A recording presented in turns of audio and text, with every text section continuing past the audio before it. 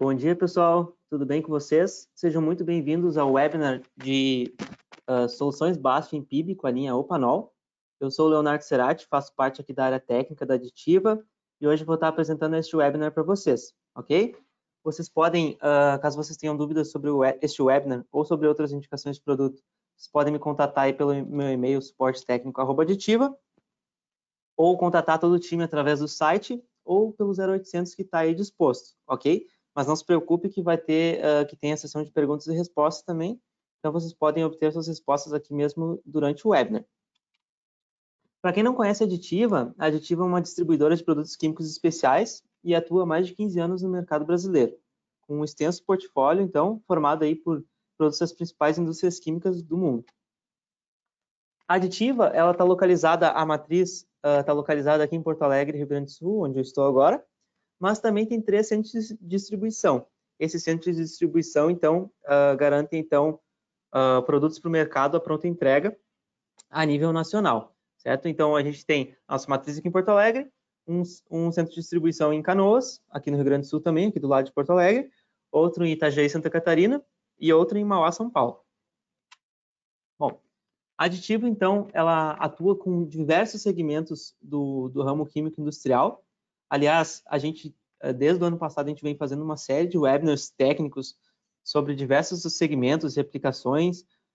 Então, caso vocês queiram ver esse webinar também, vai ficar gravado e vai ficar disponibilizado tanto na nossa página do LinkedIn, quanto na página do YouTube. Então, todos os nossos webinars estão lá para vocês verem e reverem quantas vezes quiserem, quando quiserem estudar. Certo? Então, a Aditiva trabalha com diversos segmentos, como eu falei, como adesivos, agroquímicos, construção civil, que a gente já fez alguns webinars também, couro e têxtil, impressão 3D. Impressão 3D, a gente também, o meu colega Bruno Oliveira fez diversos webinars aí sobre o segmento. Em breve vai vir mais um. Segmento de limpeza doméstica e industrial, metalworking, óleos lubrificantes, plásticos. Aliás, do segmento de plásticos eu fiz, acho que a maioria, com as linhas de polímeros biodegradáveis e compostáveis que a gente tem, certo? Então, caso vocês queiram dar uma olhadinha, tá nas nossas redes sociais. Polimerização, soluções automotivas e tintas. Bom, essa agenda do nosso dia de hoje, ou melhor, do nosso webinar de hoje, eu vou começar nos perguntando assim, o que é o PIB, o que é o poliisobuteno, quais que são os tipos que existem. Posteriormente, a gente vai falar da linha Opanol da BASF, vamos falar um pouquinho sobre as propriedades dessa linha, qual que é o diferencial. Posteriormente, a gente vai falar sobre os mercados e as diversas aplicações que essa linha de PIBs pode ter aí no ramo industrial. Depois, a gente vai falar um pouquinho sobre o processamento do material, como é que se incorpora ele nas suas formulações. E ao final, a gente vai ter uma sessão de perguntas e respostas, tá?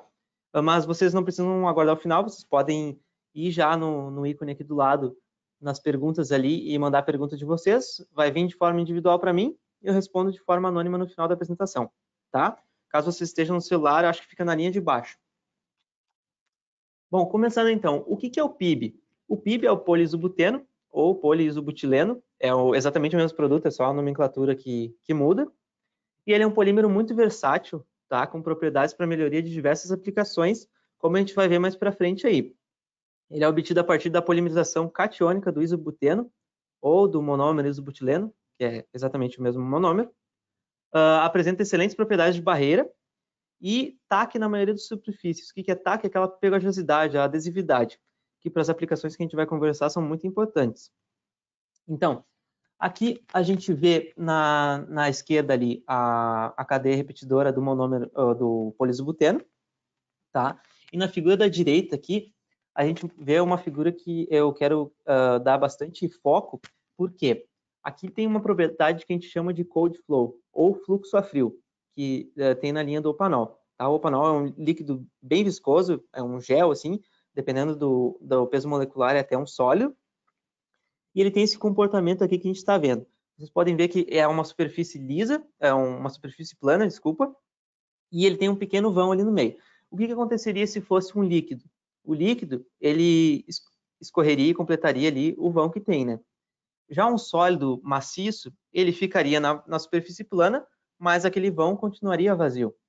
Já o Opanol, como é um líquido muito viscoso, e ele tem esse comportamento de fluxo a frio, quando ele é em contato com esses vãos, ele tende a preencher os vãos. E isso é muito importante para as aplicações de selantes e vedantes que a gente vai ver.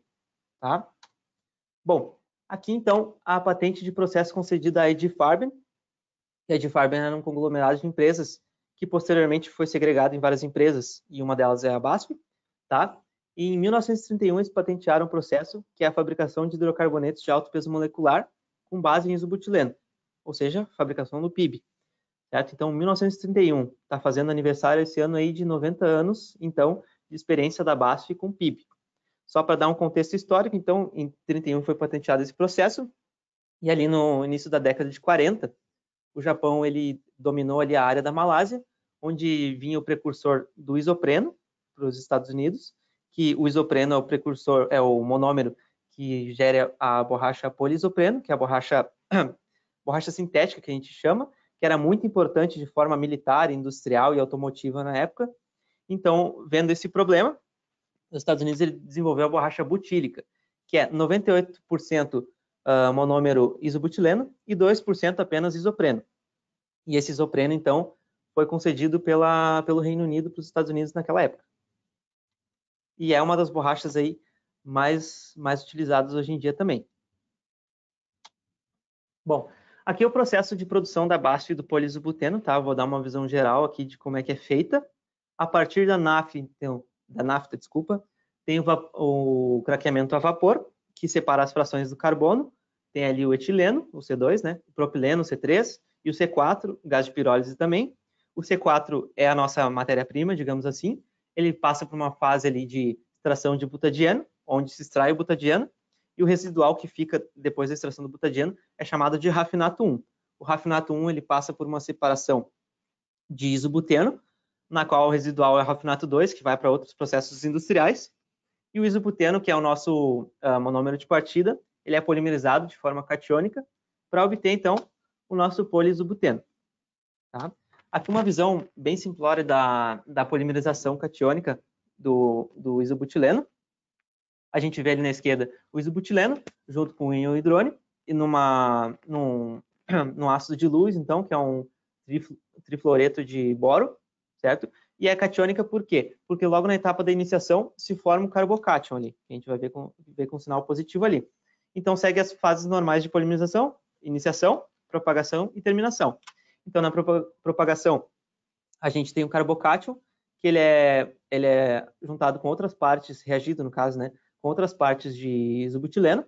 Então, vai se propagando essa cadeia, até que tem a fase da terminação. Na terminação, quando se tem a abstração desse íon, se formam ligações duplas fora da cadeia repetidora. Então, por exemplo, ali na de cima, a gente vê... Espera aí, deixa eu selecionar. Aqui na de cima, a gente vê essa ligação dupla aqui, que é uma alfa-olefina, então, pela posição da ligação dupla, e a ligação dupla de forma adjacente aqui também.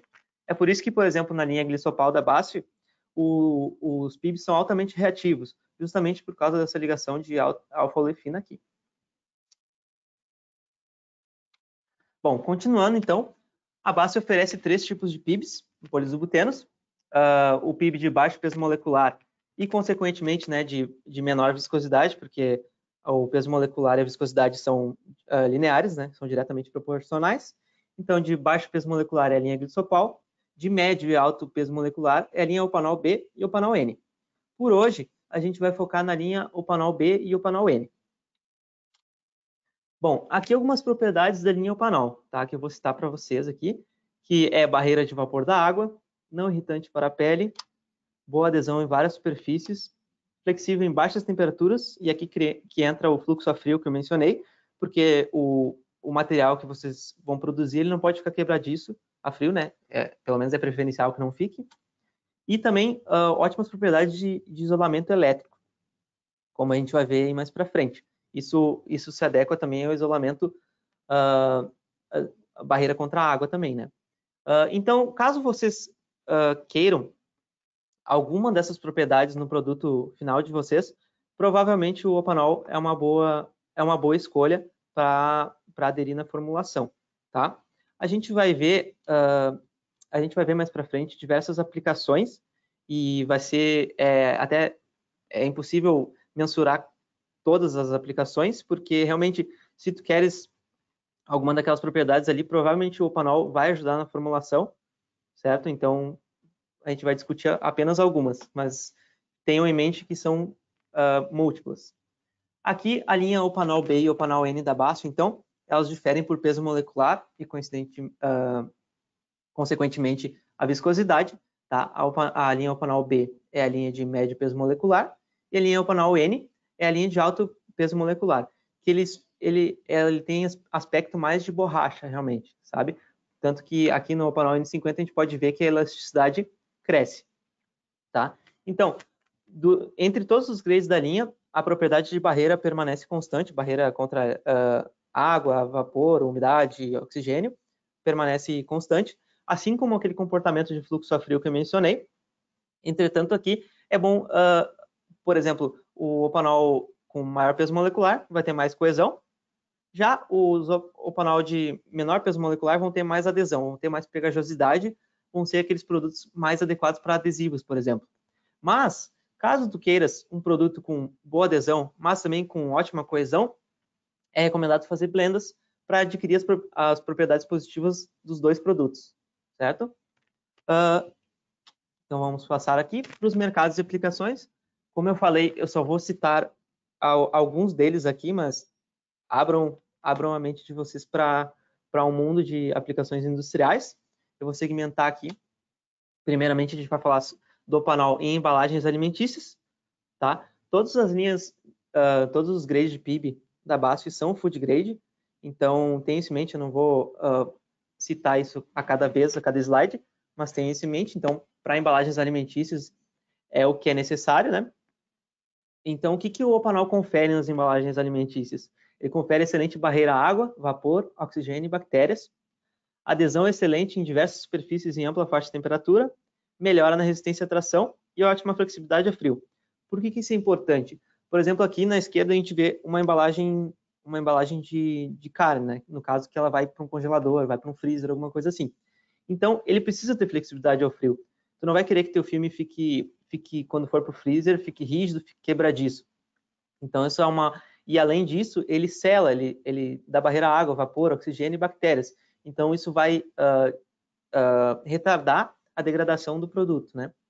Da mesma forma, aqui a gente tem, por exemplo, um cacho de bananas que tem aqueles adesivos em cima ali, que é para também, da mesma forma, retardar a deterioração do alimento.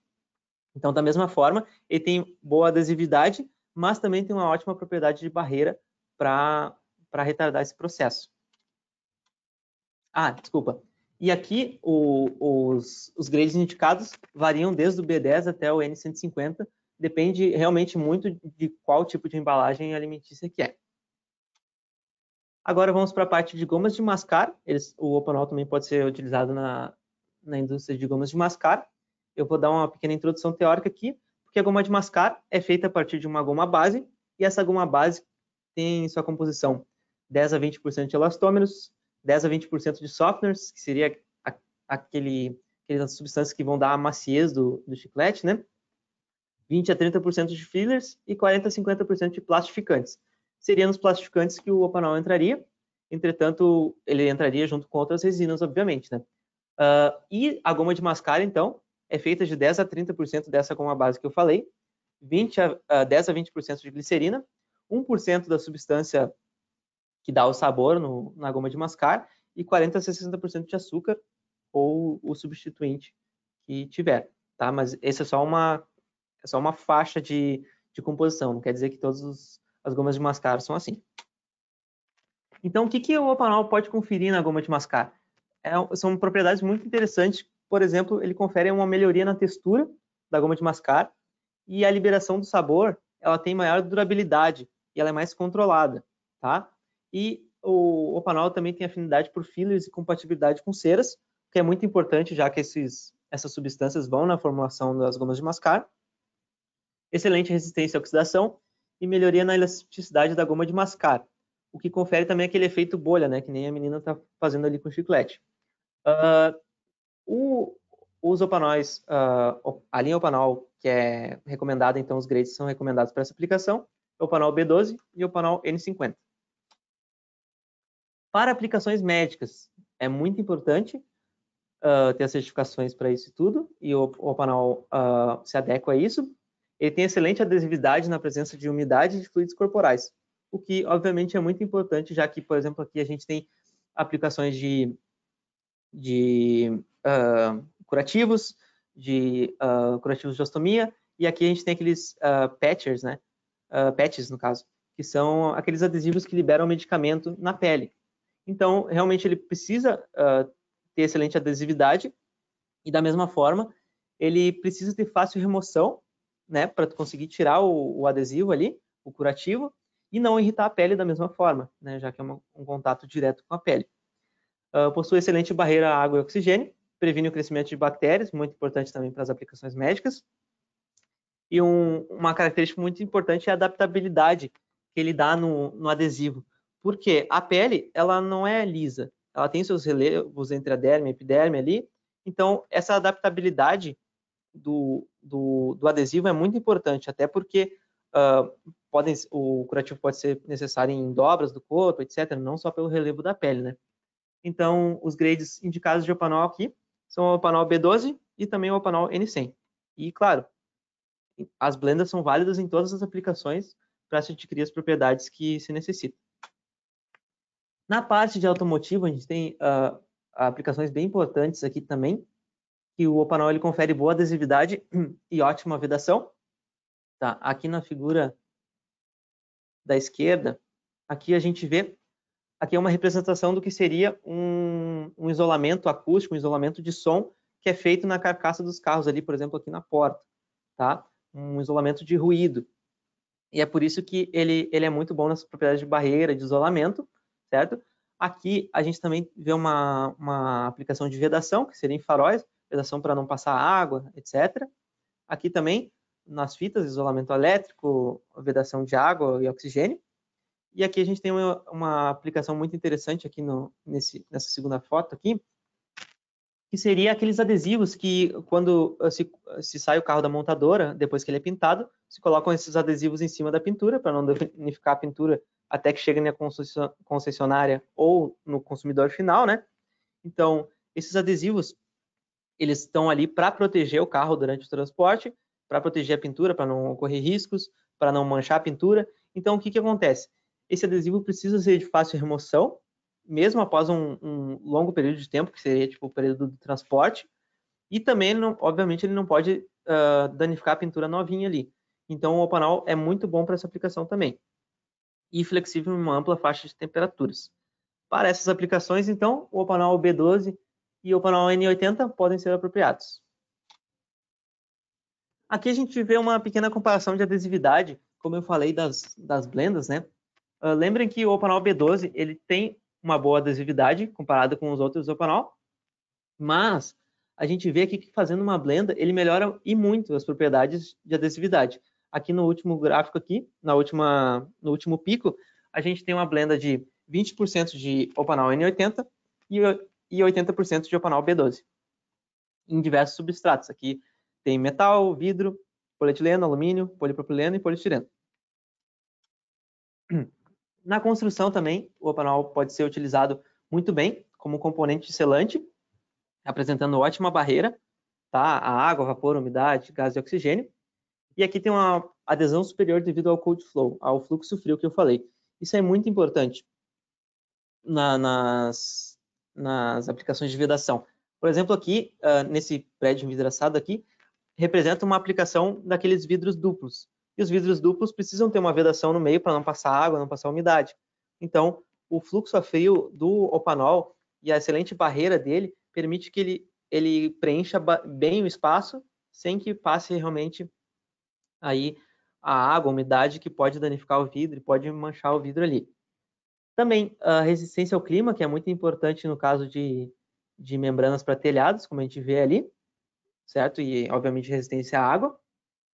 E prevenção de corrosão a gente vê, por exemplo, nessa tubulação aqui, que ela pode ser protegida com filme com Opanol. E, no caso, ela é protegida porque o Opanol ele tem essa propriedade de barreira e não vai danificar aí o metal com água, umidade, etc., durante a aplicação.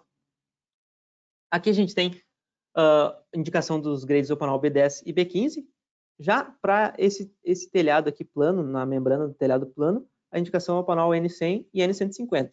Até esse aqui é um telhado lá da Alemanha que foi feito com o Opanol há décadas atrás. Bom, aqui nós temos a aplicação do Opanol em elétrica e eletrônica, certo? Então, ele é um componente isolante, como eu falei, com excelente barreira e propriedades adesivas. A mesma barreira à água, vapor, umidade e oxigênio que ele confere, né? Prevenção de corrosão. E aqui a gente tem um efeito muito interessante, que é o efeito autorregenerativo. Como isso funciona? Por exemplo, aqui na segunda imagem, a gente tem uma aplicação daqueles cabos submersos em água, certo? Que ele é o cabo elétrico, que tem o revestimento por fora e é submerso na água. O que acontece? Se esse cabo for perfurado de alguma forma, se ele for danificado de alguma forma, o Opanol ele tem um comportamento autorregenerativo, ou seja, ele é perfurado e o Opanol ele preenche os espaços vazios, como eu falei. Então ele migra para essa parte para dar a barreira que precisa depois que ele for perfurado. Então é uma excelente aplicação aí para isolante elétrico e de água, né? Barreira de água. E os grades indicados são o Opanol B10 e o Opanol B15. Para lubrificantes, a gente tem umas propriedades bem interessantes aí, que a linha Opanol é utilizada como modificador de viscosidade, mesmo para os lubrificantes food grade, tá? E ele dá uma propriedade bem interessante, que ele torna a viscosidade do óleo lubrificante, ou da graxa, enfim, menos dependente da temperatura. Isso é muito importante, por exemplo, porque para que no frio o lubrificante não fique muito espesso, muito, né, um efeito tixotrópico muito forte. Então, é bem interessante que a viscosidade do óleo seja menos dependente da temperatura. Também dá aquelas propriedades de prevenção de corrosão, estabilidade de oxidação e água, aí bem importantes para a lubrificação de engrenagens, etc. Melhor fluxo a frio. Para graxas, a indicação é Opanol B12 e B15, e para óleos lubrificantes, o Opanol N100 e N150. Ele também pode ser aplicado em etapas de esporte e lazer, tá? Porque ele tem aquela propriedade não irritante e excelente taque, adesividade e barreira contra a água. Como a gente vê ali embaixo, em pranchas de surf ele pode ser muito bem utilizado justamente por dar esse taque, dar aquele grip da pessoa em cima, que ela vai ficar presa, e da mesma forma não é irritante e tem uma boa barreira contra a água. Então, para essa aplicação, por exemplo, em particular, tem ótima compatibilidade com as ceras utilizadas. Ótima adesão em várias superfícies. E aqui tem alguns grades, então, para esse tipo de aplicação. Opanol B10, Opanol B12 e Opanol B15. Agora a parte do processamento do Opanol na formulação, tá? Ele pode ser feito de duas formas. Ele pode ser feito da forma de diluição, onde o Opanol ele é solubilizado em hidrocarbonetos alifáticos, aromáticos, cíclicos e halogenados, tá? Aqui a gente vê um gráfico da viscosidade em cada solvente, dependendo da proporção do Opanol, né? Então, isso é aí que define a escolha do solvente utilizado. Da mesma forma, com o solvente pode ser aquecido, obviamente, mas não é uma aplicação recomendada, já que solventes são voláteis, né? Então, claro, aquecendo-se a mistura, ele vai ficar menos viscoso, mas já dá uma boa diferença de viscosidade entre 20 graus e 38 graus, por exemplo. Acima disso, não é realmente recomendado aquecer alguma coisa com solvente, né? Então, e tem o segundo tipo de processamento, que é por fusão, porque o Opanol é um termoplástico, ele pode ser processado em equipamento convencional que são utilizados nas indústrias de borracha. Por exemplo, laminadores, extrusores de parafuso simples ou parafuso duplo, misturador de pás, etc. Então, algumas guidelines aqui para o Opanol B10 ao B15, a temperatura recomendada fica ali entre 80 e 150 graus, sem solvente, né? Só o Opanol, a 20 RPM. E o Opanol N50 ao N150, temperatura um pouco maior ali entre 100 e 160 graus, e entre 20 e 50 RPM. E no caso de blendas, é recomendado então começar, para ser mais fácil, né? Começar pelo componente mais viscoso e depois que solubilizar ele, indo adicionando os menos viscosos. As embalagens nas quais o Opanol está disponível são o Opanol B, por exemplo, ele está nessas caixas aqui de papelão, que são revestidas com polímero por fora, para dar propriedade de barreira e evitar contaminação, por exemplo. E também nos tambores de 45,4 kg. E o Opanol N, que é aquele que tem mais um aspecto de borracha, mais borrachoso, assim, ele está em sacos de 20 kg. Agora vamos para a sessão de perguntas e respostas, tá, pessoal? Deixa eu ver como é que está o tempo aqui. Eu vou responder as que derem tempo hoje. Caso eu não consiga dar o retorno aqui ao vivo durante o webinar, a gente retorna para vocês por e-mail, tá bom?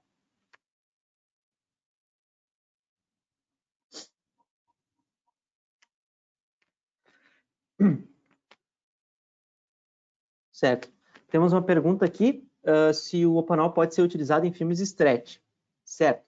Sim, ele pode, tá? No caso, não é o Opanol, no caso é o Glisopal, é a linha de menor viscosidade e peso molecular ali, de PIBs da BASF, tá? Ele pode ser utilizado em filmes stretch. O que acontece? Ele é misturado ali com polímero, por exemplo, polietileno, numa composição X. Depois que o filme é extrudado com o PIB e o polietileno, ele é deixado em repouso durante 24 horas, numa temperatura de mais ou menos 35, 38 graus. E o que acontece quando ele fica em repouso? Depois que o filme é extrudado, o PIB, e ele deixa em repouso, o PIB ele começa a ter uma certa incompatibilidade com o polietileno. E isso ocasiona, então, que o PIB migre para a superfície. E é por isso que esses filmes stretch, cling filmes e tal, eles têm essa pegajosidade, essa adesividade. Porque justamente o PIB, ele migra para a superfície, dando esse taque, tá? Deixa eu ver o que mais aqui. Se o produto é nacional. Não, os produtos são importados. Eu peço para vocês que contatem o nosso time comercial, que vai estar no e-mail aqui no próximo slide, para caso vocês queiram verificar cotação, disponibilidade, etc. Tá? De fornecimento de amostras também, sim. Entre em contato com a gente, que a gente verifica aí qual que é o produto mais adequado para a aplicação de vocês, para a gente seguir nesse projeto e dar tudo certo com o produto de vocês. Tá? Compatibilidade com outros polímeros. Sim, o Opanol tem compatibilidade com diversos outros polímeros e borrachas, tá? As que eu consigo citar aqui, a gente pode verificar melhor depois, mas é polipropileno, polietileno, SBR, borracha butílica e por aí vai, certo? E outros diversos polímeros, resinas e aditivos e também solventes, né? Solventes orgânicos e óleos lubrificantes. É isso aí, pessoal. Acho que deu o nosso tempo aqui. O restante dos questionamentos a gente vai retornar para vocês por e-mail, daí você já fica com o nosso contato em e-mail também, tá? Aqui estão nossos contatos, vocês podem me contatar diretamente pelo meu e-mail ali. Caso seja alguma questão comercial, por favor, encaminhem para o Vendas Aditiva ou pelo 0800. E também, caso vocês queiram, o site da Aditiva está bem completo com todos os produtos que a gente trabalha praticamente. E também tem atendimento pelo chat lá, tá bom? Muito obrigado pela participação de vocês e até o próximo webinar.